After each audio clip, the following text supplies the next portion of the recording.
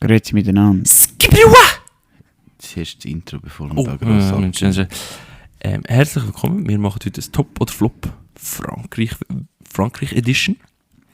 Nachher reden wir über die wichtigsten Kunstformen und dann sie ranken. Dann haben wir ein NHGHA. Niemand hat gefragt, Heuchler antwortet und zwar die Frage, was wäre, wenn die Frauen die ganze Zeit an der Macht gewesen wären? Das ist so, als wäre sie jetzt der Macht. Ja, weiter. Und nachher ist das Thema Influencers, ob die wirklich einen harten Job haben oder einfach kleine Muschis sind. Und Nein, das sind 15 Minuten. nachher habe ich meine Loser-Minuten. Loser-Minute! Müssen wir einfach das Intro machen. Loser-Minute. Jetzt Intro! Da liegt ein Düftchen in der Luft. Hab ich Nice. Wir müssen wieder so tun, als wären wir Kollegen, damit wir da alles durchbringen. Ist euch schon mal aufgefallen, dass wir noch nie 3 Folgen eingehalten haben? Muss der einfach eingehalten werden? Nein, aber wenn er so sagt, so, da zuerst nehmen wir das und dann das, aber wir noch nie halten. Du darfst entscheiden, mit was wir anfangen dürfen. Zuerst das und das und das. Du musst dir jetzt auch bewusst sein, dass jetzt das Intro gekommen ist vom Hobbykalle-Podcast generell. Jetzt darfst du entscheiden, was wir... Ich darf entscheiden. So eine grosse Verantwortung. Ich komme gar Also würde ich etwas ohne Intro nehmen, weil sonst kommt gerade wieder auf Intro. Aber wir können jetzt erst mal reden darüber, wie es dir geht. Ja, Ischiu, wie geht's dir? so. Okay. Schlaganfall also. Nein. Interessant. Was, wie geht's dir? Nein. Nein. Du bist Profi auf deinem Beruf, hä? Der Oschi. Mir geht's gut. Mhm. Ein bisschen Mühe. Aber darum habe ich jetzt auch geschlafen, damit ich heute Abend fit bin, damit ich kann abgehen im Ausgang. Nee. Und Gift hast du auch, damit du nachher mehr Energie hast? Gehen wir da jetzt offen zu, dass wir Drogen nehmen? Ich nehme keine Drogen. Nein! Und Sven, wie geht's dir? Mir geht's jetzt gerade gut. Das ist immer sehr abhängig davon, ob ich am Tag durch etwas Cooles, Gescheites machen kann oder nicht. Und Hast du ein Video gemacht? heute habe ich ein Video gemacht für die jungen grünen Glarus. Und für das bist du extra auf Bern gegangen? Nein, gestern war ich in Bern für die Vorstandssitzung von der jungen grünen Schweiz. Und das war sehr lässig.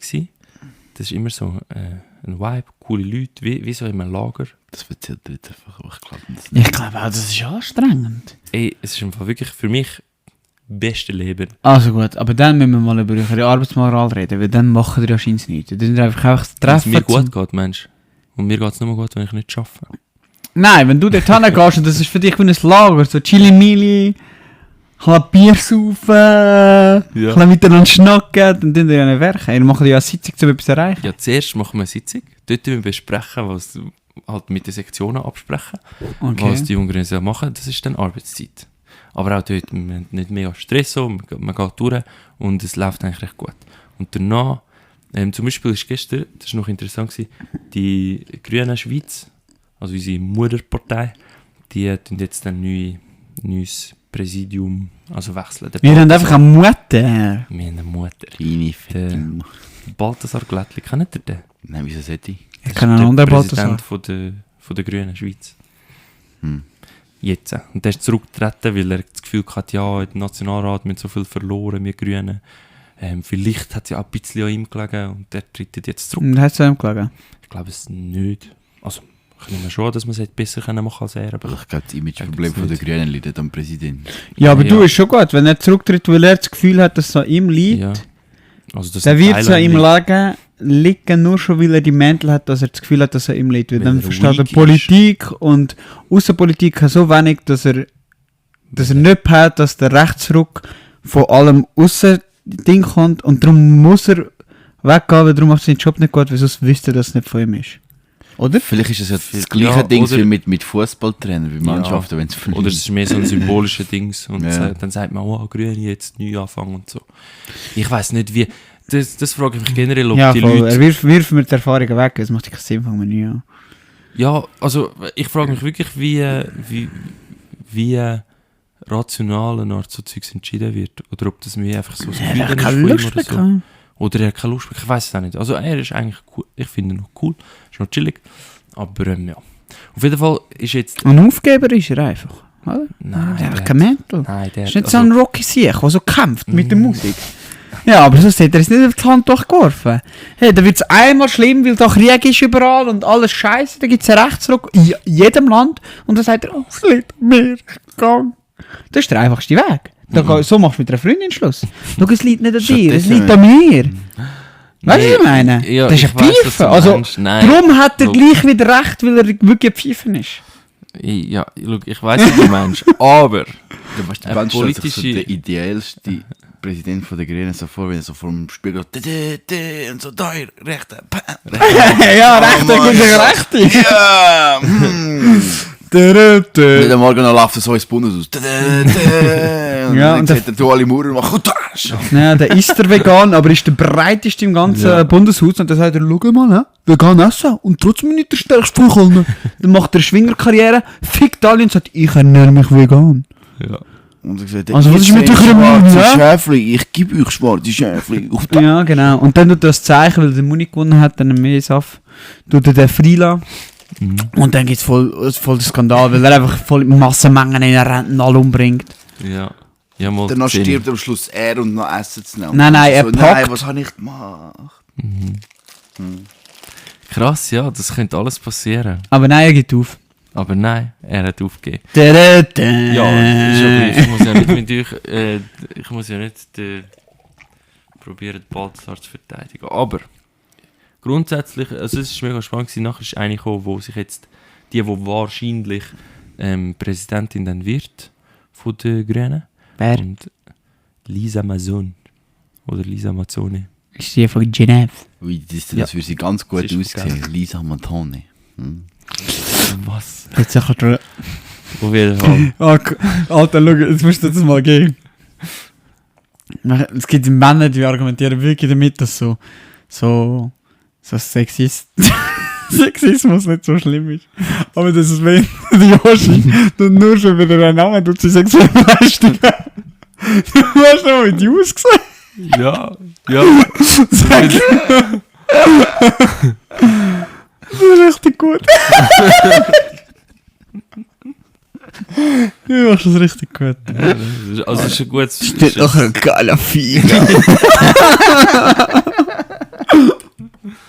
Ja, aber das ist schön, dass das jetzt auch mal so aufkommt. Ist gut, aber auf jeden Fall, ich habe das Gefühl, es ist ultra cool und hat so gute Meinungen und ein bisschen auf dem Boden geblieben, aber die Frage ist halt immer, keine Ahnung, eben, kann eine Person eine Art in dieser Position wirklich etwas mega bewegen oder nicht, keine Ahnung, vielleicht mega viel, vielleicht auch nicht. Die macht ja kann ja nicht mehr bewegen als Ich weiß nicht. als wenn du in der Partei dabei bist. Oder? Nur weil sie Präsidentin ist. Sie hat halt schon dann eine Art irgendwie, sie kann so, schon Schwerpunkte setzen und natürlich auch wie vor allem Themen... Wieso sind wir nicht mehr der Polit-Podcast? Sorry. Ich weiß auch nicht. Man Wieso sagt, du sind bist wir auch jetzt drauf Politiker von Prof jetzt. Wir will einfach keinen anderen Beruf haben, Mensch. Ja. Ja. Wie viel verdienst du? Spesen komme ich über. Ich verdiene nichts. Aber du musst von den Spesen etwas abgeben. Also.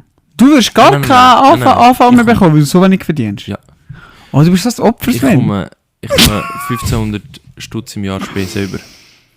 Aber das ist fix. Du kannst nicht nachher so die Erstklasse-Tickets her schieben. So. Habe ich gebraucht. Nein. Ja. Nein. Das ist Du kannst nicht mega Pauschale- teuer essen und sagen, Nein. das habe ich gebraucht. Pauschale 1500 für GL-Mitglieder.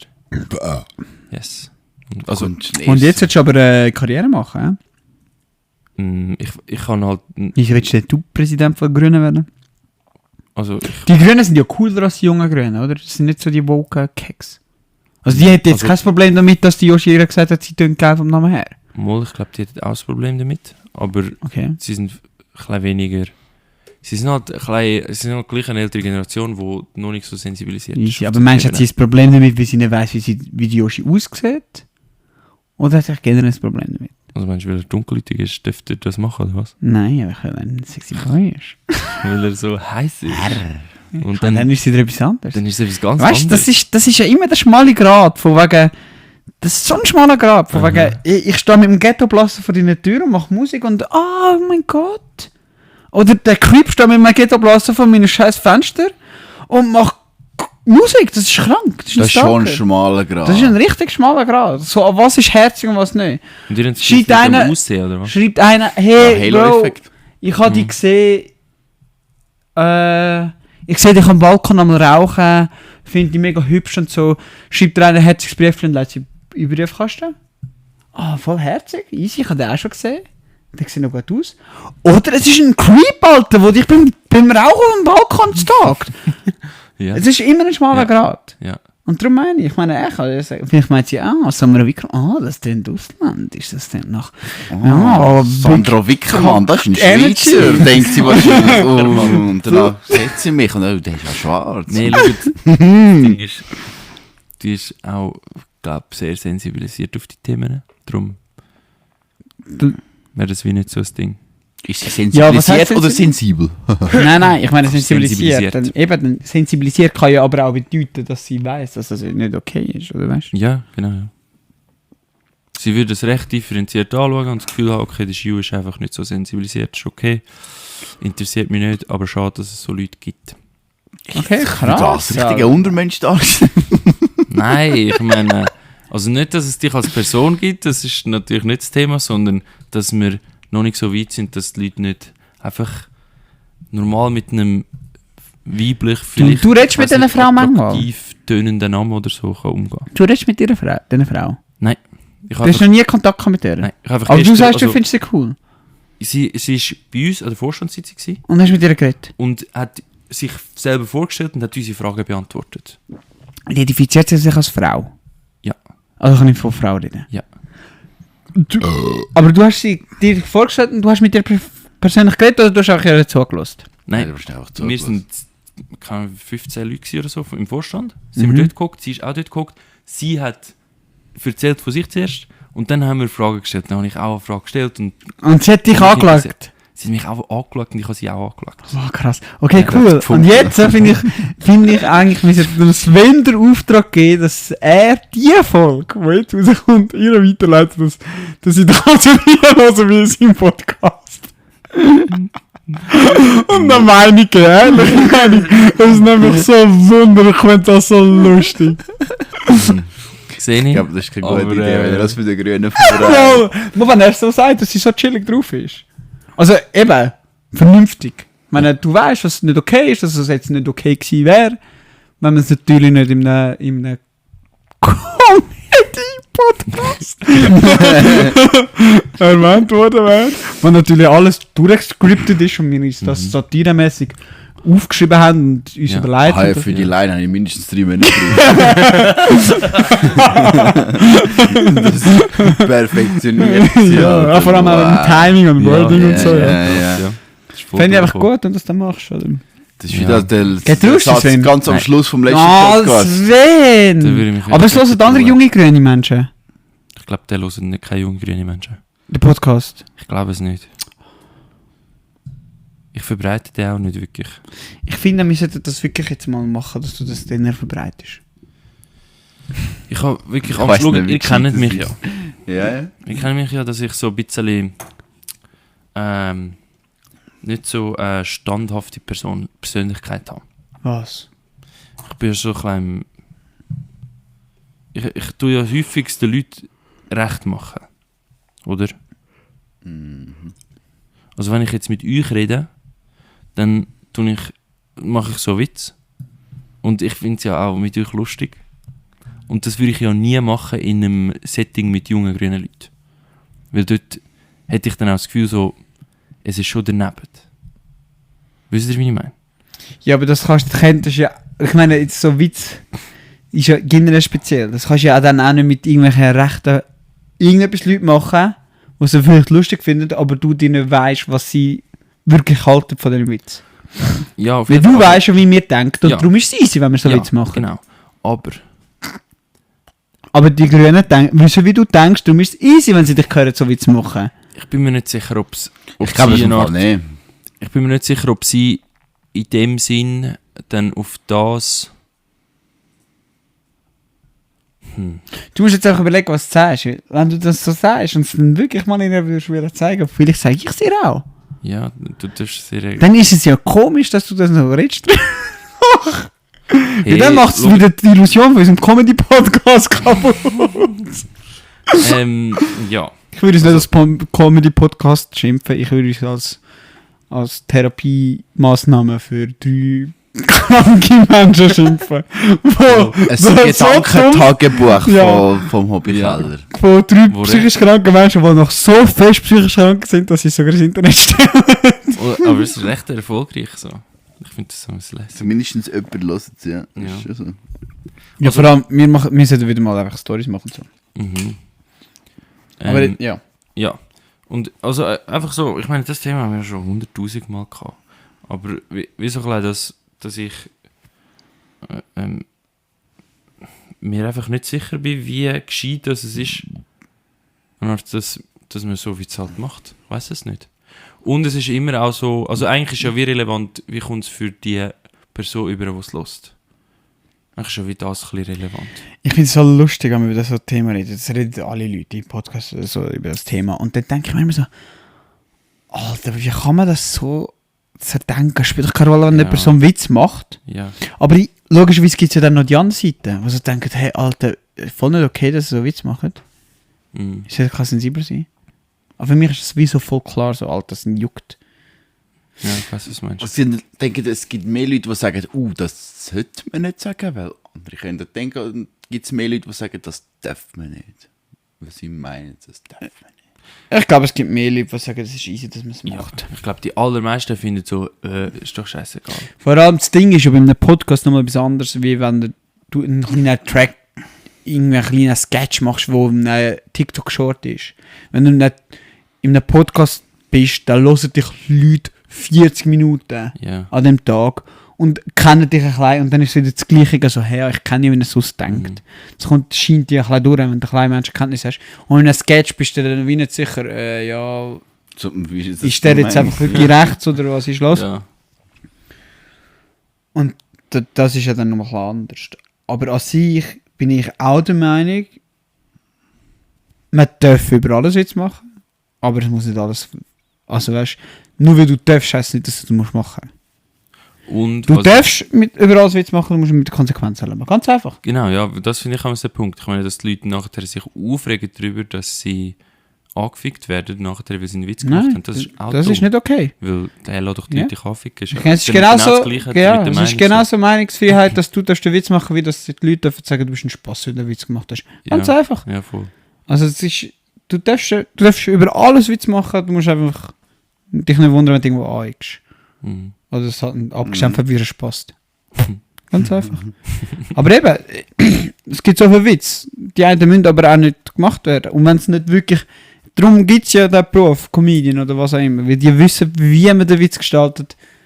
Ich meine, irgendjemand kann den Witz machen und dann kommt es über als erst der rechteste Wichser oder irgendein Menschenhasser oder ein Satanist oder was auch immer. Und der eine macht den gleichen Witz, aber halt irgendwie anders verpackt und das ist lustig. Das ist halt wirklich, das ist ja das Talent, um Witzli machen. Gut, das haben wir nicht. Darum kommen wir jetzt zu unserem Top oder Flop. Pro und Contra. Top oder Flop? Je veux du Franzose. Wie wir gerade vorne bei Genève waren. Genève. Ouais. Mais oui.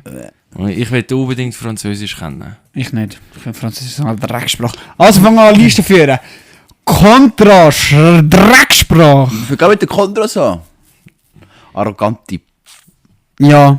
Was? Franzosen sind arrogant? Ja. Kollektiv Pisse sind die grössten Missgeburten. Also was die Sprache angeht, arrogant. Ich glaube, die können alle Englisch, aber die machen so das Prinzip nicht. Die sind richtige Nazis, Kollege. Wenn du in Deutschland wärst und mit jemandem Englisch reden und der sagt, nein, ich rede aus Prinzip Deutsch, dann wäre der schon abgestampft als Nazi. Aber die Franzosen machen das. Ich bin in Goldmark, ich habe die ganze Zeit mit dem Englisch geredet. Der hat so, das würde ich mich nicht verstehen. Weil er das Gefühl hat, ich bin der Sohn von meinem Vater und wir sind in einem recht edlen Restaurant gewesen. Und ich glaube, 600 € liegen lassen. Da habe ich gezahlt für alle.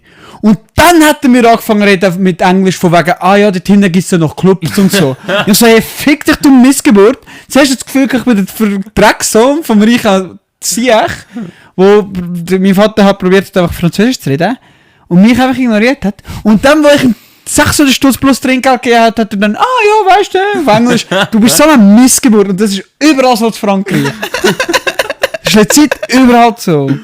Ich hatte es auch, also ich glaube nie, ich bin sicher auch schon in Frankreich gewesen, aber ich habe noch nie mit so wirklich Franzosen zu tun gehabt.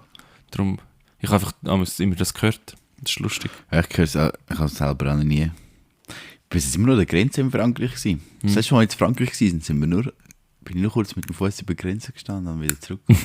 Ja, aber es fährt auch schon an, es fährt eigentlich auch schon bei den Romans an. Ja, die Romans. Die Romans sind auch so. Die Pissen verstehen alles, im Militär habe ich es auch gemerkt, die verstehen alles dünn, aber also, gut, im Militär verstehen ist dort noch klein. Ja. Wieso willst du ja nicht Scheiß machen? Das ist einfach kein Bock, ja. Ja, aber ich glaube, die Franzosen sind wirklich so. Bei uns sind die Romans auch so krass gewesen. Die sind einfach am Hängen gewesen. Wir haben der Romanzug bei uns, bei den Grenis, hat einfach, also Grenianwärter sind wir ja dort noch gewesen, die haben einfach im Wald sind gehockt und haben gewartet und chillt und wir sind an ihnen vorbeigesäckelt 3-mal und haben halt die Übung gemacht, die wir hätten sollen. Ich so, was ist los? Machen das mal. Die so, nein, wir chillen da. Sich im Wald versteckt. Und die Sprache tönt dann noch so arrogant dazu haben. Das regt mich auf. Und aber die Sprache von Liebe ist auch nicht. Das macht mich auch so hässig. Italienisch ist so viel schönere Sprache. Ja, das sehe ich, aber ich finde Französisch finde ich wirklich nicht hässlich. Aber wahrscheinlich auch, weil ich es eben so viel jetzt höre und selber reden können. Dass man es reden verstehe ich schon. Aber es wäre von Willen reden fließend wäre es bei mir auf Platz 5 wahrscheinlich. Was hast du? Englisch, Spanisch, Chinesisch, Spanisch, Mandarin, Italienisch, Französisch. Ja. Nein, für mich ist... Will ich jetzt mal sagen, ich kann Deutsch. Nein, mir wäre Englisch und dann Französisch. Weil in der Politik du brauchst so viel Französisch. Ja, das ist so. Das habe ich auch so krass gefunden, wo ich im Militär war. Dort hat es einen Kader, Stabsadjutant, Hefti, oder in der Kasse. Der war ein Romo und der hat der war die Chinesen und es hat so wenig die Chinesen gehabt, aber der hat immer mit allen geredet. Der hat mit die Chinesen geredet, blablabla, und dann kommt irgendjemand einfach reingeschissen, und der redet mit dem Französisch, blablabla, und Deutsch, blablabla, und ohne Problem nichts verreden, nichts, ich weiss nicht, vielleicht haben sie bei den Chinesen und bei den Franzosen, die habe ich halt nicht verstanden, vielleicht hat er dort eher Wörter vertauscht, aber sonst einfach so auf Schnipsen, einfach so die Sprache gewechselt, das finde ich so krass. Das ist krass. Ich meine, das kann ich nicht mehr mit Englisch und Deutsch, und das sind ja so weit auseinander, also ja, nein, es sind nicht mega weit, aber ja, es tönt anders und auch wie sie redest ist anders, oder? Ja, also Sprache finde ich schon krass.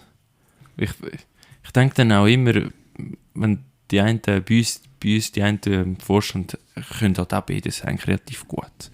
Und dann denke ich auch immer so, was geht in deinem Kopf ab? Wieso kannst du das?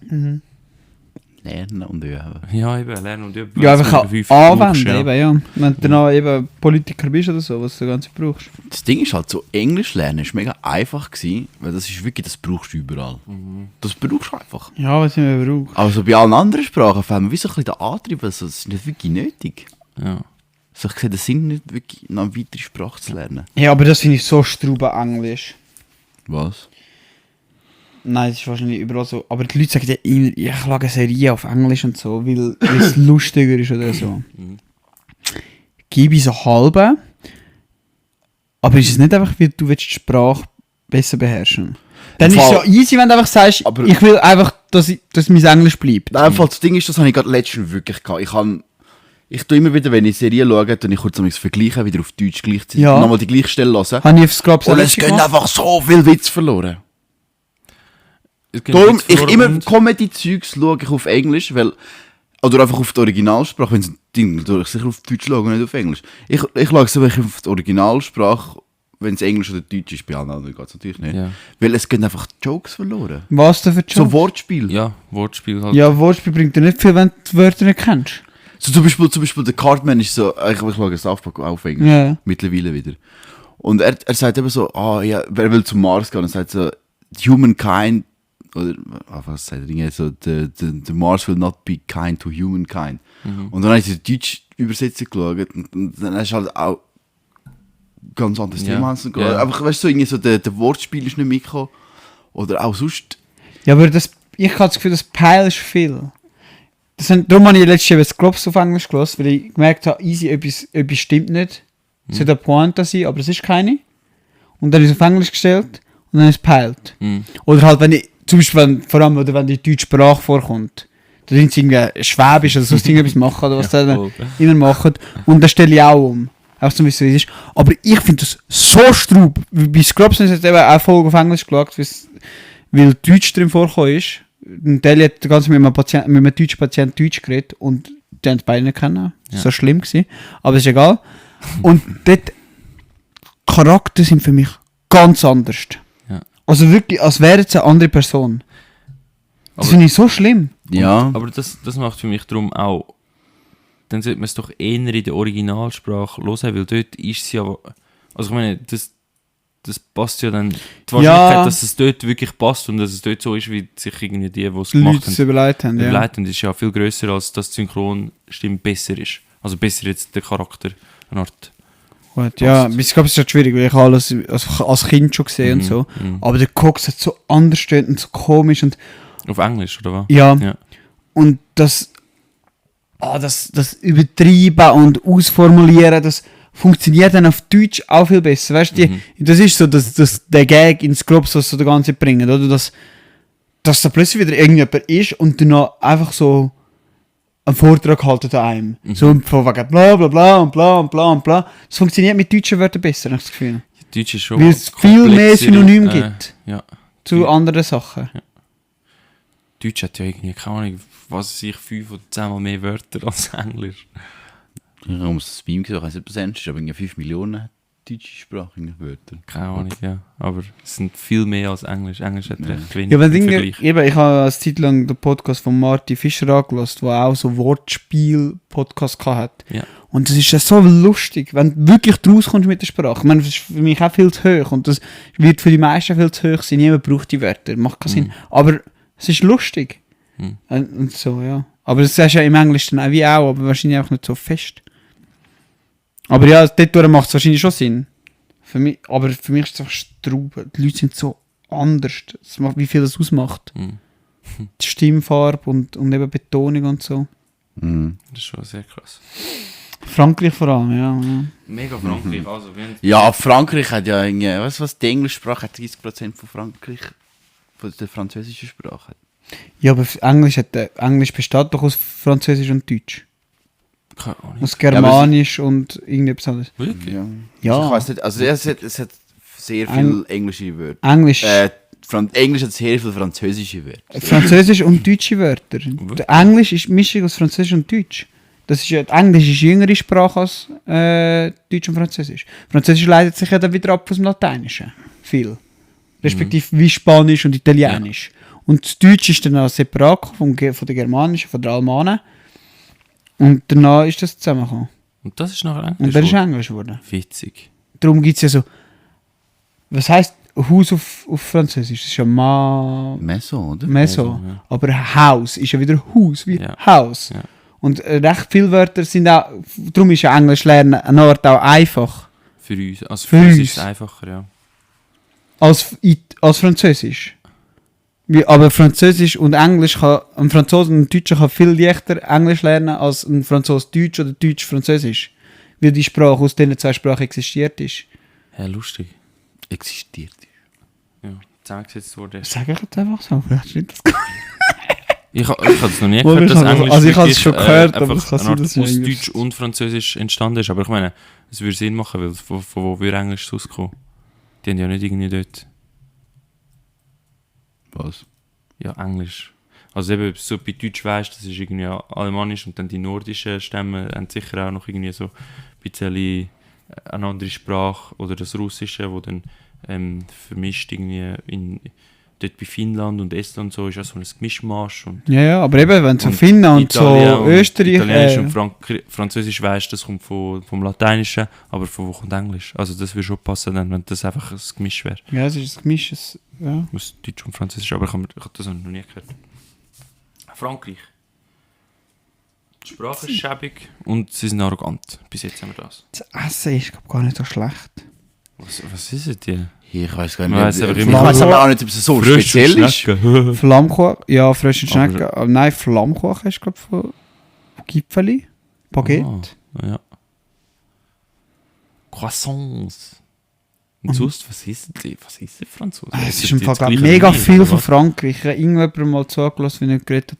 Wenn er eine Küche würde nehmen, French würde er fries. französische Küche nehmen, weil das ist völlig underrated und eigentlich kommt mega viel vom Französischen. Pommes sind in dem Fall vielleicht auch von Frankreich. Mhm. Also immer wenn es Die dünnen sicher. in den Kochfilmen und so, sind immer automatisch Franzosen die krassesten Köche. Wie es auch immer. Mhm.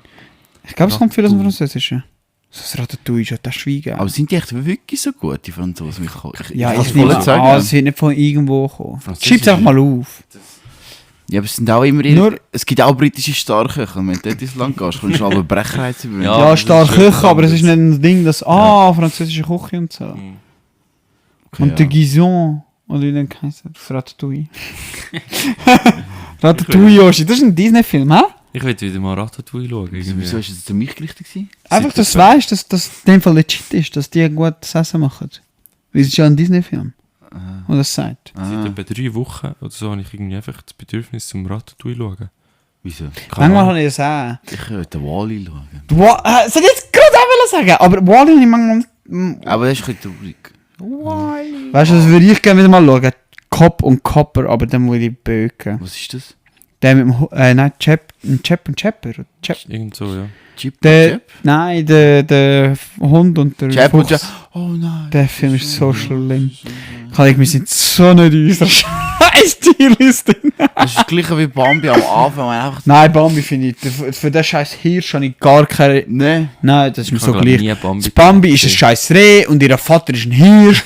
Das ist auch Missbildung, Alter. Hirsch und Reh ist nicht die gleiche Spezies, Kollege, Alter. Das ist nicht okay, Alter. Die Mutter ist ein Dammhirsch, der Vater ist ein Rothirsch und das Bambi ist ein Reh. Das sind 3 verschiedene Tierrassen. Das ist nicht okay.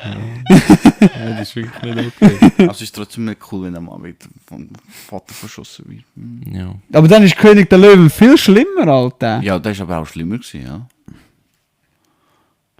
Ja, weiter, Franzosen. Film. Sie haben ein paar gute Filme. Willi. Frankreich. Scheint's, ja. Intouchable. Sie haben so ich glaube, Beste Film als Deutschland, sicher. Frankreich hat, Und glaube ich, noch Schweiz. so eine spezielle Humor. Ich finde den Mr. Ah, Bean, schon. wenn er macht Ferien in Frankreich, den finde ich cool. Das ist nicht französisch, nehme ich an.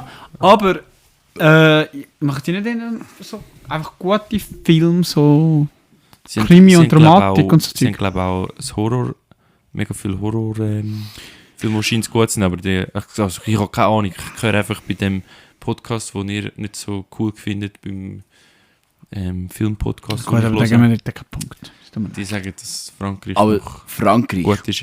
Also sicher mindestens im Vergleich zum deutschen Kino. Aber ist in Frankreich nicht einfach immer... hat Frankreich so etwas wie den Halo-Effekt mit dem Namen?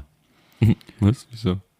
Ja, weil alle schwärmen immer von Frankreich und alles, was von Frankreich und alle lutschen den französischen Schwanz, weil sie sagen, oh, sie sind so krass.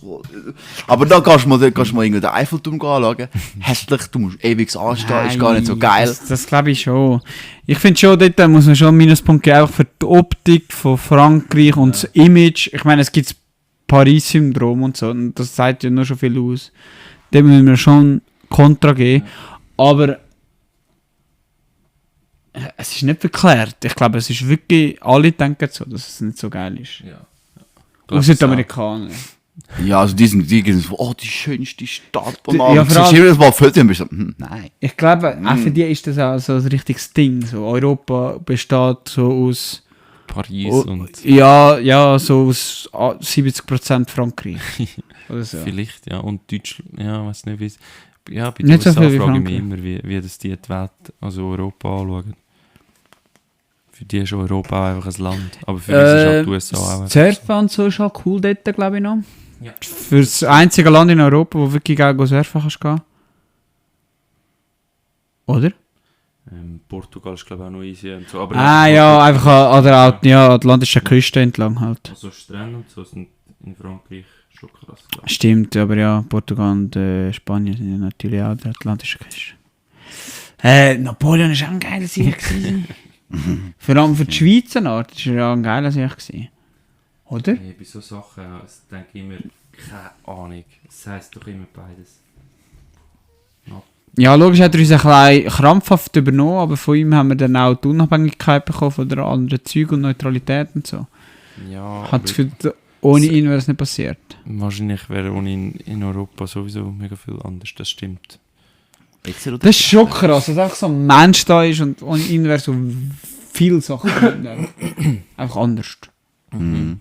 Es gibt so einzelne Menschen, die voll krass viel beeinflusst haben, aber ich denke dann immer, ja, es war einfach irgendeine Zeit gewesen, wo es halt irgendwie ein Mensch daraus raus hat müssen dann kommen.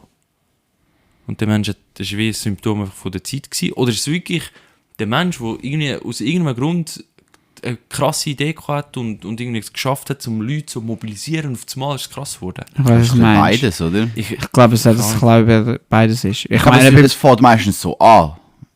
Was? Mit dem zweiten, was du gesagt hast. Einfach, dass Dass irgendeiner er wirklich- krass ist am Anfang. Ja.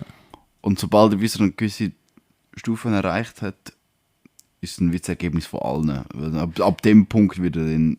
nein, ich glaube Einfluss eher von andersrum. Es fängt mit der Zeit an, Ja. dass die Zeit so wird. Beispiel Zweiter Weltkrieg. Ich meine, die Deutschen haben scheiße gehabt, es hat ja irgendetwas müssen passieren, wie die gefickt worden sind vom Versailles-Vertrag. Und dann ist halt auch der Hitler daraus entstanden. Aber es hätte genauso gut über anders sein können. Ja, nein, aber ich meine, weißt du, Ich meine, es ist so viel Hass rum. aber weißt du, was ich meine ist, der Hitler hat ja am Anfang auch müssen schaffen, bis er anerkannt wurde als das. Und Ja. danach ist dann wie übernommen worden, weißt du, aber bis er zu dem Punkt gekommen ist. Nein, ich glaube nicht. Ich Meinst glaube, du es ist andersrum, weil wahrscheinlich, ich kann mir vorstellen, dass es in jeder Zeit und in jeder, überall halt in jedem Land gibt es irgendwie Psychos und voll krasse Leute und die geben Gas. Also du hast eigentlich immer Leute, die voll krass sind und voll scheiße sind, aber meistens wird halt nichts daraus, weil die Zeit nicht reif ist für das eine oder andere. Mhm. Und wenn dann aber die Zeit mal reif ist für etwas Gutes oder etwas Schlechtes, oder vielleicht auch ein bisschen Zufall, welche Person, dort liegt es dann vielleicht gleich an den Persönlichkeiten dann auch, aber dass irgendwie irgendjemand dann halt mega krass gross wird. Ich habe das Gefühl, Ja, es aber liegt bestimmt- einfach nur am Timing. Mhm. Es liegt wirklich nur an der Zeit. Ich meine, es siehst du... Oh, was siehst du das? Bei den Der Influencern Vario, oder- bei Influencer siehst du Ja. mega viel. Der Varion, Ja, der hat 4 Jahre Videos gemacht, richtig irgendwie viel. seit 2013 oder so. Ja, der hat angefangen richtig gehabt. viel lang krasse Videos gemacht, gleich wie jetzt. Und dann ist irgendwann einfach die Zeit gekommen, wo so die Sketches wieder draufgekommen sind. Davor hat es ja niemand gesehen, dann sind die Sketches wieder draufgekommen, dann kommt ja vielleicht noch ein ungespielt, der darauf reagiert und so. Aber dann hat er wieder seinen Hype gefunden, weil die Leute wieder anfällig sind auf das. Und jetzt ist es wieder bergab gegangen, weil die Leute haben genug davon. Weißt du, der Varion? Ja, siehst du. Irgend so ein deutscher YouTuber, der so Sketches macht. Der Name sagt mir eben etwas. Der so Handwerker-Videos macht. Das ist eigentlich recht lustig. Ja, wir bleiben so nicht auf dem Thema. Kollege. Bis jetzt ist es ein Plus, 4 plus, 3 minus. Ja. Ah, Gamer, ihr redet euch doch immer über französische Nein, gar nicht. Nee. Ja, französische Gamer sagt man, sie sind schlecht, aber Ja. eigentlich Frankreich an sich tut mega E-Sport unterstützen und tut auch französische Teams unterstützen. Von dem her finde ich es eigentlich cool. Ja. Also könnte man fast schon Plus geben. E-Sport-Szene. E-Sport-Szene ist E-Sport-Szene wird sogar von Präsidenten unterstützt und so.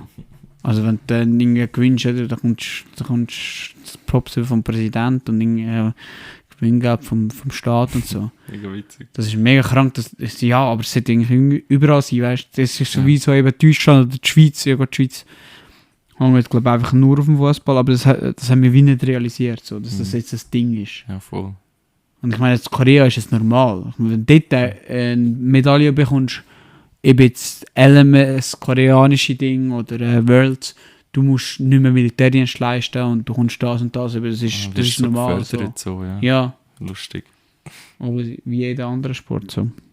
Krass, also Frankreich ist ein Plus. Hätte ich nicht erwartet. Ich habe gedacht, Frankreich... Ich weiß nicht, was man gegen Frankreich sagen kann. Eben ausser, dass die Leute halt manchmal... Und halt das mit dem Streik. Ich weiß schon, dass das Streik und so cool ist, aber sorry, das muss man denen auch als Kontra geben. Ihr übertreibt es, Bro. schon, ja. Ihr übertreibt es, Mann. Bleibt mal vernünftig. Das ist doch nicht normal, Alter. Immer so hässlich sein. Einfach mal zufrieden sein mit dem, was man hat. Es ist dann einfach eine Revolution. Ja, was ist denn das? Sie haben das Gefühl, Das ist schon immer so nein, ich habe einfach das Gefühl, die haben eben, das ist unsere Geschichte, Revolution, ja, Revolution, Habt ihr nicht dumme Fresse, Alter? Ja, früher hat es gebraucht, aber du nicht. Du dumme Missgeburt. Nein, das ist wirklich nicht okay, Alter. Man sagt, denkst du irgendetwas so, ja, es ist irgendetwas nicht okay. Wir müssen nicht raus! Halt deine Fresse, Mann! Reiss dich zusammen! Mach deinen Job! Ja. Vielleicht wären wir, wenn wir in Frankreich aufgewachsen wären, wären wir voll im Game, vielleicht im Streik-Game und im Revolutionsgame. Meinst du? Ich glaube, also Wir würden Punkmusik und irgendwie so so haben die voll... in so einem riesigen Ghetto wohnen und so einem riesigen Block und so ein richtig so ein dreckiges Gebiet. Mit Das- Molotow-Cocktails. Ja, und dann gehen wir Bullen schlagen. Und dann hauen wir ab Gib mir Bullen schlagen, wirst du am Stein. und rennen davon. Ich will auch Bullen schlagen. Voll okay. Also es ist aber ein Top. Frankreich ist top. Top, kann ich mal auf Frankreich gehen. Gibt schöne Orte dort. Haben die Influencer wirklich so streng? Hey, Ich glaube es schon. wegen warum? Ja, es ist wahrscheinlich das Gleiche, wenn du ein eigenes Geschäft hast. Du kannst nicht abschalten. Es ist alles, was du machst, und es ist immer mit dem verbunden. So, du hast wie... Ich meine, wenn du Ja, irgendwo das Geschäft angestellt ist ja bist... du bist ja dein Geschäft, das ist halt das Ding. Ja. Ich meine, und du kannst auch nicht abschalten, wenn du nachher draussen bist und noch überall die Leute erkennen dich, wenn du berühmter bist. Es kommt wirklich darauf an, für die einen haben sie, glaube ich, wie so also irgendwie aus irgendeinem Grund sind so gross geworden, dass sie irgendetwas machen können und sie kommen Geld dafür über. Und die, glaube ich, haben es schon chillig. Keine Ahnung, so ein Rezo Nein, ich habe das oder Gefühl, die wirklich ein gross sind, Monte oder... das ist scheiße. Aber ein Monte oder ein Rezo, klar, der macht... Also es ist sicher... In dem Nein, aber Sinne, es ist auch nicht wirklich viel mega so. gross. Ich meine wirklich gross, so Michael Jackson gross. Den kannst du ja nie mehr haben. Ja. Weißt du, Ja. dann ist es verloren. Ja. Das Aber ist so, nicht cool. so alle deutschen Influencer, das wäre alles scheißegal. Weil die können ja Madeira ausreisen und kann das sein. Aber Oh. so ein George Clooney, eben Michael Jackson, ein DiCaprio, die sind ja überall auf der Welt, kennen die Leute. Mhm. Ja. Da kannst du nie haben. Da musst du deine eigene Villa kaufen mit Dinganlage. Aber das ist dann nochmal Next Level. Aber ja, darum sage ich, an sich Influencer finde ich glaub, nicht so schlimm. Und was mich davon überzeugt, ich habe einmal gesagt, ja, das sehe ich voll, das ist mega schäbig. Weil eine Art, du hast ja dein Handy und du bist immer auf Instagram und das ist dein Job und du kommst so viel Hass über und so, das ist richtig schäbig. Mhm. Wenn du mit dem nicht umgehen kannst. Das musst du, glaube ich, kennen. Also, aber das ist ja wie dann, zu jedem Job musst du etwas kennen, wie du mit Sachen umgehst. Eben, das ist ja, ich kann mit Holz arbeiten, easy, oder ich kann damit umgehen, dass Leute mich im Internet haten. Aber was ich halt sehe ist, immer, wenn ich so Podcasts höre, so, erstens, immer sind die Leute in der Ferie. Die sind 3-mal im Jahr in der Ferie. Ich habe das Gefühl, die sind nonstop in der Ferie. Ich sage, ja, ich habe gerade eine schlechte Verbindung, weil ich bin gerade in Bali. Ja, ich bin gerade in Thailand. Ich habe deine Fresse. Und zweitens, redet sie immer über die neuesten Filme, über die neuesten Serien. Und wenn ich dann überlege, die Deutschen sonst, die haben keine Zeit für so Zeug. Wenn du deutscher Handwerker bist, dann schaffst du und am Abend gehst du schwarz arbeiten, weil sonst kommst du nicht drunter. Nicht mal vielleicht halt. Und das ist dann schon hart. Und das sind ja Influencer, und die freuen sich über einen Tumblr. Und das sind ja eigentlich Reiche. Das heisst, das, was wir da haben, der Standard, das freut sich die Reichen drüber. Das ist richtig traurig, Alter. Das macht mich richtig hart. Traurig. Das ist wirklich... Das macht nicht. Ja, traurig. Ja, schon heftig. Aber das hat dann wie generell mit Deutschland zu tun, einfach, dass das bitter ist, dass arme Leute so wenig überkommen, also arbeitende Leute so wenig überkommen. Aber ich meine, das mit den Influencern ist ja trotzdem, ich kann das nicht so einschätzen, ob das wirklich streng ist in dem Sinn. Also es braucht sicher viel, wenn du regelmäßig Content raushauen in der Anfangszeit, ist es sicher brutal streng, weil du bist auf dich alleine gestellt. Und ich glaube, das Ding ist, die meisten Leute gehen so das Influencer-Ding her, so, oh ja, wenn ich mal Influencer bin, dann muss ich nicht mehr arbeiten, weißt du? Und dann bist du wirklich Influencer und merkst so, arbeiten muss man halt gleich noch zum Geld verdienen. Und dann bist du irgendwie so, fuck, eigentlich hätte ich eigentlich mal einen chilligen Job wollen, aber dann ist es verdammt streng und so. Ich glaube eben, es braucht Mut. Du bist schon den ganzen im Grinden. Eben das Schaffen, das, was du eben nicht siehst, dann eben so Zeug schneiden und so, das, ich meine, ja. Ich meine, die müssen uns überleiten, dass sie in irgendeiner Situation sind, wie wir machen einfach lustige Podcasts, aber sie sagen so, hey, wir machen den Sprung, wir hören auf. Wenn es uns nicht passt, dann wir keine Podcast-Folge auslegen, weil wir auch wissen, ja, erstens haben wir das Talent wahrscheinlich nicht, und zweitens geben wir uns die Mühe nicht. Aber die müssen dann wirklich so, hey, ich setze auf eine Karte, ich muss jetzt da täglich aufladen und dann kommt ja dazu noch, ich muss noch Reels schneiden zum Podcast, ich muss es rausziehen und das ist schon Arbeit, ja. Also gut, eben, kommt immer darauf an, wie bekannt du bist, weil irgendwann machen das Leute für dich und es geht trotzdem auf.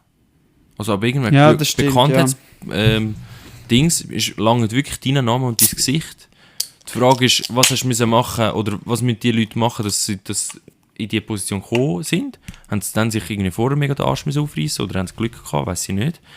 Aber irgendein Punkt, eben zum Beispiel ein Rezo, ich meine, der hat einen Cutter, der nimmt schon Videos auf und macht so, aber er macht ja grundsätzlich das, wo er Bock drauf hat, die Themen, wo er Bock hat und die Leute fühlen es ja, er hat so fette Reichweite, dass der kann machen, was er will. Irgendjemand findet es geil und die Leute geben ihm dann quasi das Geld, so, also will Aufmerksamkeit. Was ich aber krass finde an dem ist halt am Anfang, die Leute, die wollen irgendwie grösser oder müssen grösser werden, was dort Straub ist, dass du dich halt so heftig musst verkaufen und so ein umkämpfter Markt irgendwo durch ist und es interessiert sich ja eigentlich niemand für dich wirklich. Es gibt schon mega viel, wo einfach, also TikToker, die einfach so rumgammeln auf nichts Niveau. Oder so YouTuber, die so die 10'000 bis 100'000... Ich meine, die kennen wir ja nicht. Also nein. All die Leute, die irgendwie so auf 10'000 sind und wie oder 100'000, soll ich jetzt auf das setzen, aber ich brauche gleich noch einen Job und so. Da haben wir keine Ahnung, wie viel, ob das wie einfach, ja, gibt noch ein paar mehr, die man halt nicht sieht, oder ob das irgendwie Tausende von Leuten sind, die so träumen davon, zum irgendwie endlich mal 100, 200, 300'000 Leute zu haben und das nie schaffen. Das finde ich schon auch noch Straub. Ich glaube, es sind nicht auch so Straube Leute Influencer. Ja. Ich glaube, sie sind alle gemobbt worden in der Schule und haben Kollegen gehabt und darum haben sie die Zeit gehabt, um Videos zu machen und das schneiden und so. Wie sie hätten nie verabreden. Ja. Bei der einen habe ich den Vibe auch. Ich habe bei recht vielen. Also Waititi, das sind sicher Aussenseiter gewesen. Die Waititi, die Außenseiter, die heißen sogar so. So ein Joey, ein Julia Beautix, das sind alles Außenseiter gewesen. Ja, vielleicht auch, ja, und wenn dann also noch, ja, wenn du noch YouTube machst aber und das kommt dann auch raus irgendwann in der Schule, dann wirst du gerade noch mehr abgestempelt. Gut, heute ist das eben nicht mehr so. Heute, wenn du anfängst YouTube zu machen, dann interessiert es niemand. Also, es sind also easy. Aber ja. Ja. Ja. Ich finde, wir sollten das Thema abschließen. Ja. Wir haben nämlich noch gut, weil das Kunstding, das finde ich gut, Tierlist. Welcome to the Tierlist bedeutet, dass man etwas sortieren. Das ist nämlich gut. Wir tun ranken. Du musst noch mal vorlesen, ich weiss nicht mehr welche. Ich habe es nicht aufgeschrieben. Ich habe es aufgeschrieben. Wir tun ranken Tierlisten. Musik hast du, oder? Kunstformen. Wir haben Musik. Da kommt alles rein, was Musik ist. Dann haben wir Literatur, da kommt alles rein, was schriftlich ist. Literatur. Dann Bilder, also da haben Bilder. wir Zeichnen, da kommt alles rein, was Bilder ist. Bildende Und so Kunst. Skulptur und so auch. Bildende Kunst. Ja, bildende Kunst. Ja. Und dann kommt Stand-up. Das ist so Comedy, Auftreten und so Zeug. So, und dann kommt Akrobatik, dann kommt so Tanz, Zirkus, Choreografie und all das Zeug. Also ich würde schon mal die Musik auf den ersten Platz setzen, ganz klar. Tun wir setzen, was am krassesten ist, was so am coolsten ist? Oder tun wir irgendwie, was am schwierigsten ist zu machen? Oder Nein, ist das. Wir ranken ja für uns, wie was wir- für uns am Meine, coolsten was- ist? Ja, von was wir sagen wir, auf das 1 könnte man gar nicht verzichten und auf das 5 könnte man am menschsten verzichten. Ja, so. dann ist Also eins bei mir Musik, auch also, relativ klar das Musik. ist ganz klar. Wenn's- Was ist für dich Musik? Ja, Musik hören halt. Schon. Leute, die Musik machen, wir hätten einfach keine Musik ohne die Leute, die nicht... ja. Was ist die Stufe der Reise? Schon Musik, aber Aber ich weiß nicht, wenn ich manchmal... Dazu bin ich aber generell arrogant. Ich habe immer das Gefühl, Leute peilen nicht, wie sie Musik hören und so. Ich habe das Gefühl, ich habe nicht so fest appreciated, wie Musik ist, wie ich. Ja, wieso? Einfach. du fickst mich an, wenn ich da unten in der Stube Musik höre. Was machst du da? Musik hören? Ja, weil ich es geniesse. Ja, aber du fühlst es nicht richtig. Was, ich fühle es nicht richtig. Ja. Wieso, wie fühlst du das? Ja, weil du tust zum Beispiel deine scheiß Handy anlegen zum Duschen und dann Musik hören. Das ist doch kein Appreciating gegen die Musik, wenn du deine scheiß Musik über dein Handy-Lautsprecher laufen lässt, wenn du neben dran duschst. Ja, ich sehe schon, aber das heisst ja nicht, dass wir... Du gibst ja dann an der Musik nicht sein volles Potenzial, was es ausschöpfen kann. Auch wenn es da am dummen PC los ist, im Fernsehen schaust. Ja, aber heisst ja nicht, dass dann nicht in dem Moment, wo du dann Zeit hast und es kannst richtig hören, dass wir das dann nicht gleich geniessen. Wie du. Und einfach mir dann zusätzlich noch... Gut, ich tue während dem Duschen auch nicht hören, aber halt sonst wegen Brain Out und so. Ja, aber wie tun die Musik hören? So, tun die Musik hören, weil die Musik verstehen? Es gibt mehrere. Also manchmal, eben wenn ich duschen gehe, will ich einfach Musik hören, damit etwas läuft. Aber wenn ich wirklich Musik hören will, sagen Musik hören will, dann hocke ich her und höre Musik. Und dann tue ich zuhören. Manchmal tue ich mitsingen. Ich tue Musik hören, weil ich glaube einfach so süchtig bin nach Musik hören. Das ist also die meiste Zeit, wenn ich Musik höre, ja. Irgendwie. Ja, was heisst richtig nach Musik hören? Ja, Einfach weil Musik. Es ist irgendwie Ja, unangenehm. das meine ich Es ist wie eben. so unangenehm, wenn Ja. irgendwie keine Musik läuft. Ja, und dann, aber oder das- wenn das. der Podcast oder so nicht läuft und dann muss ich Musik hören, Genau, aber aber das hat nichts fühl's mit der eigentlich nicht Kunst so. von Musik zu tun. Nein. Das kenne ich nämlich auch. Und darum frage ich mich, ob die Leute wirklich, weil ich tue nicht so viel Musik hören. Aber wenn ich Musik höre, tue ich manchmal einfach nur Musik hören. So wie früher. CD rein und einfach Musik hören. Und nicht nebenbei etwas machen. Wirklich Musik hören zum Musik hören. So nicht, ich schaue eine Serie und bin nebendran am Handy. Weil dann tust du die Serie auch nicht appreciaten. Das habe ich sowieso das Gefühl, das vergeht immer mehr, generell in der Gesellschaft. Niemand schaut mehr eine Serie und ist nicht nebenbei auf Instagram.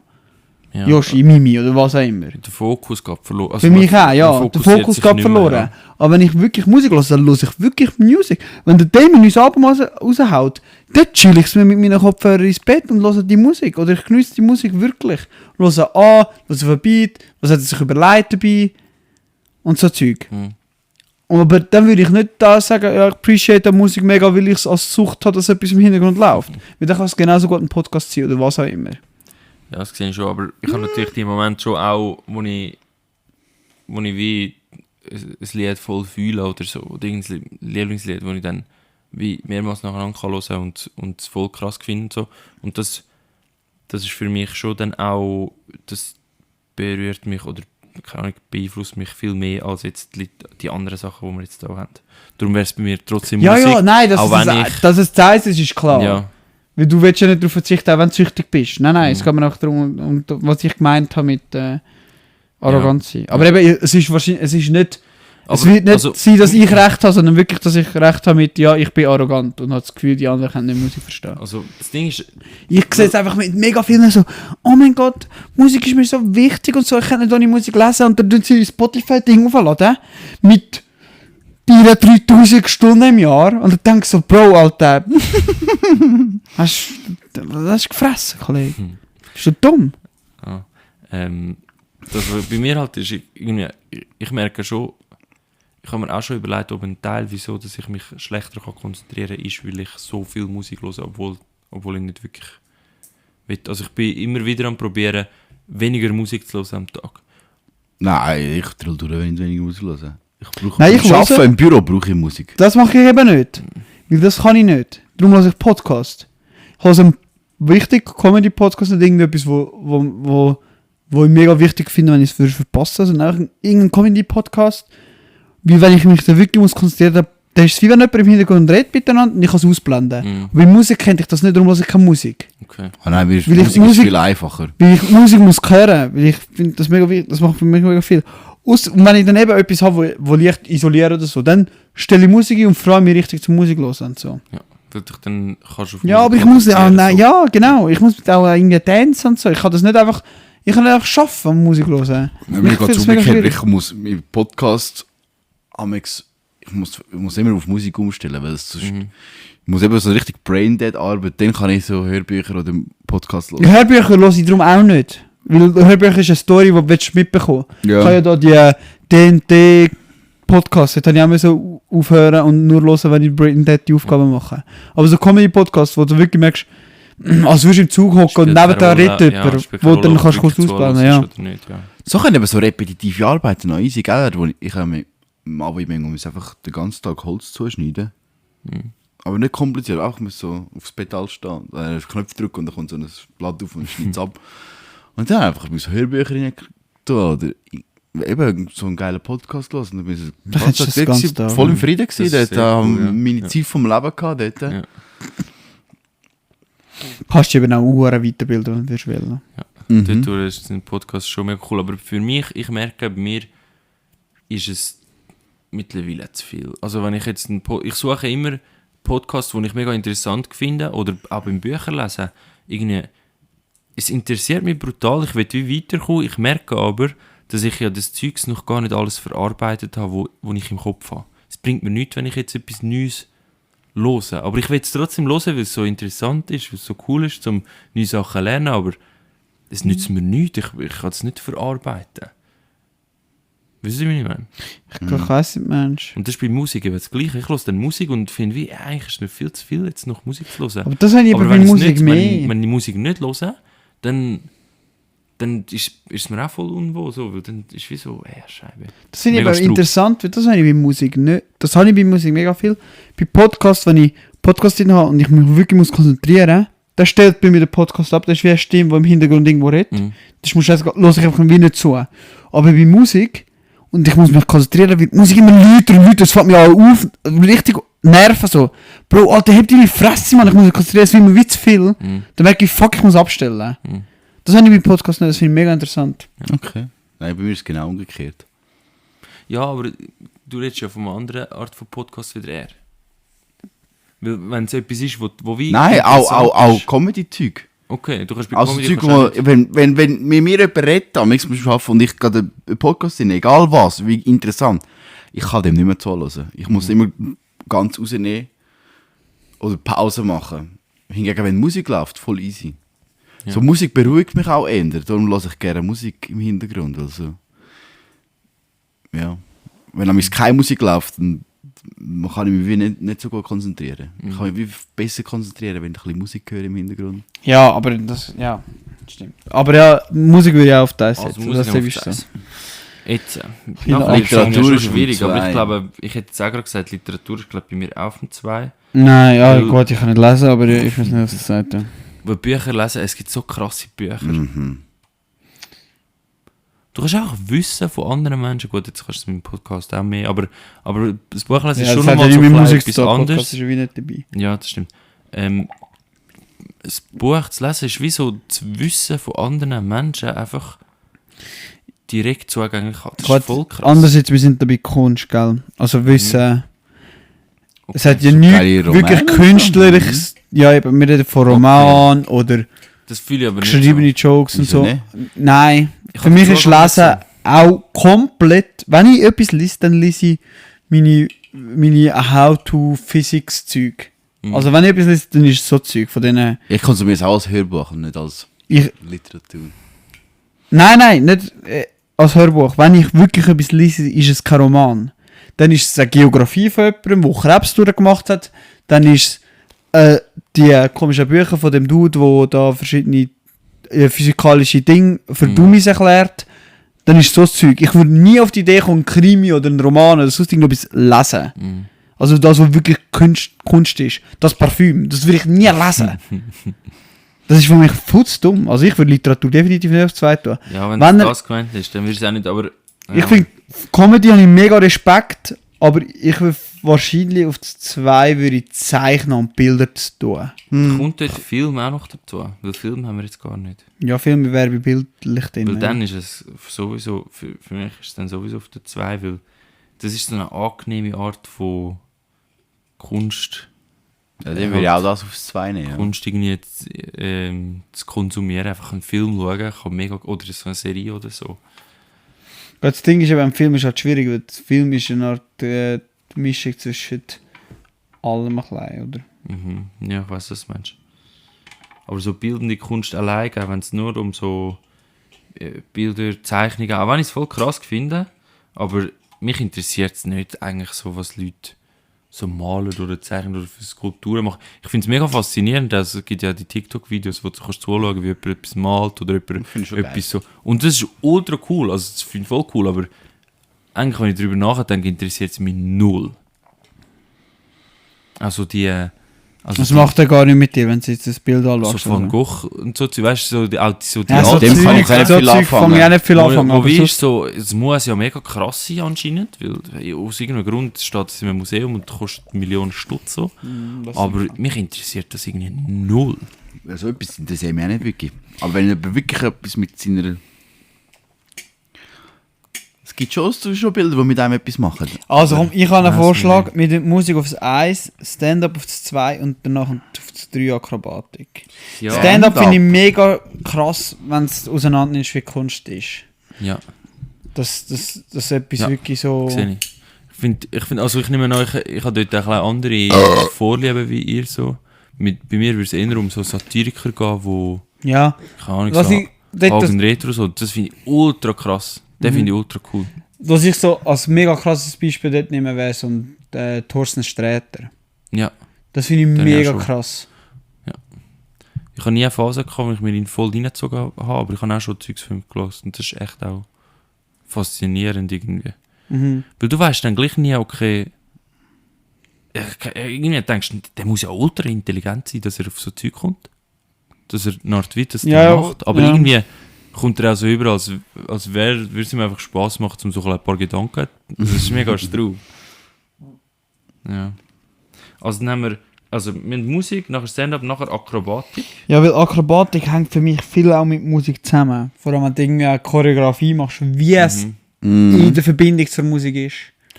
Ich finde Ich also, will es nicht aufs Zweite, wie ich es unfair finde, weil die Musik viel mitspielt, aber darum würde ich es aufs 3 tun. Aber ich habe das Gefühl, das kann mega viel machen. ich finde also bei so TikTok-Videos und so, wo es einfach random Leute, so random Gruppen, irgendwie eine Kollegengruppe, hast du das Gefühl, wo so miteinander etwas tanzen. Das sieht eigentlich schon ultra cool aus. Das ist dann irgendwie... Wieso sieht das so krass aus? Mega witzig. Und dann würde ich aber auf 4 Literatur nehmen und aus 5 bildende Kunst. Bildende Kunst, ja. Das ist Nein, halt also ich wirklich will schwierig, Literatur zuletzt nehmen, aber das kann man Nein. von mir aus kann man das so machen. Ja. Ich finde Geschichte geil. Ja, ich kann auch nicht so... Ich finde es auch, eben, bei allem ist so... Ich finde es faszinierend, aber irgendwie das, was mich wirklich so ein bisschen weiterbringt, sage ich jetzt mal, ist Musik und vielleicht eben so Stand-up-mäßig, wenn es so um die Satirik geht, wo ich wirklich finde, wow, okay, krass. Man kann es so einfach auf einen Punkt bringen. Ich habe mir das extra gekauft, wir können es von mir aus nochmal kaufen, weil dann gerne sicher ist. Aber das neue Special von Felix Lobrecht, ich habe es so gut gefunden. Ich habe nicht mehr wirklich viel gelacht, aber es ist auch einmal eigentlich schon. Aber ich habe es wirklich... Du bist ein richtiger Fanboy von Flo. Ich habe es wirklich gut gefunden. Ja, ist Ja, wirklich, ich bin wirklich dadurch ein bisschen Fanboy. Er macht es aber auch gut. Die haben wir gefragt. Hab ich auch antwortet. Ich habe das Gefühl, wenn Frauen an der Macht wären, dass das öffentliche Urinieren viel mehr bestraft sind, weil sie eifersüchtig sind, dass sie das Büchlein haben. Ich glaube, Frauen sind schon ein bisschen eifersüchtig, dass sie nicht einfach so chillig Ich irgendwo glaube, also- pissen. Das Ding ist ja das. Und dann wären es ja immer nur Männer. Sie würden denken, immer die Männer, die irgendwo an die Straße pissen, sind wie Hunde, die irgendwas markieren wird, das wird verboten. Ja. Und dann wird das verboten. Ich habe das Gefühl, wenn Frauen von Anfang an der Macht wären, dann So immer Mathe- dann wäre das oder verboten. so. Dann würde das viel strenger, also es ist ja eigentlich auch verboten in vielen Ländern, aber ich habe das Gefühl, es wäre viel strenger kontrolliert. Es würde viel höhere Strafen geben. Es würde nicht echt so passieren. Ich meine, es ist ja normal, dass Leute oder Raststätten irgendwo rausgehen und pissen oder so. Oder Bauarbeiter irgendwo neben rausgehen pissen. Das würde es nicht mehr geben. Hey, aber also, Meinst ich du? weiß Nein. schon, was du meinst, aber das ist ja auch nicht so etwas, wo mega schlimm wäre. Ich frage mich, ob es irgendetwas so ein Pendant gibt, wo jetzt noch voll krass geahndet wird, wo weil es einfach Frauen mehr macht als Männer. Aber müssen wir so ein Beispiel suchen, ob es dann wirklich, weil eigentlich irgendwo in Waldschiff oder so, das interessiert ja. Was meinst du? Irgendetwas, wo Frauen mehr machen als Männer? Ja, wo jetzt eine Art mega hart bestraft wird, so ein bisschen, weil es Männer halt wie finden, ja, das ist ja voll unnötig, das macht man nicht. Und Frauen finden wie so, hey, ja, aber eigentlich finden wir das nicht schlimm und für uns nützt es etwas. Wir würden das eigentlich lieber machen. Was ich glaube ist, also erstens, eigentlich ist es ja schon so, dass grundsätzlich Männer einfach immer das Verbrechen gemacht haben und wir als andere Männer haben entschieden, dass man das nicht machen darf. Darum wären die meisten Gesetze, glaube ich, gleich. So, wir sind einfach Männer, die das Verbrechen machen und andere Männer, die es nicht cool finden. Also ich glaube, ist so etwas wie Steuerbetrug wäre weniger fest. Ich glaube, so Kindesmissbrauch und so ist mittlerweile viel zu wenig fest bestraft. Ich glaube, das wäre viel fester bestraft. Wenn Frauen eine Art Ja. geht.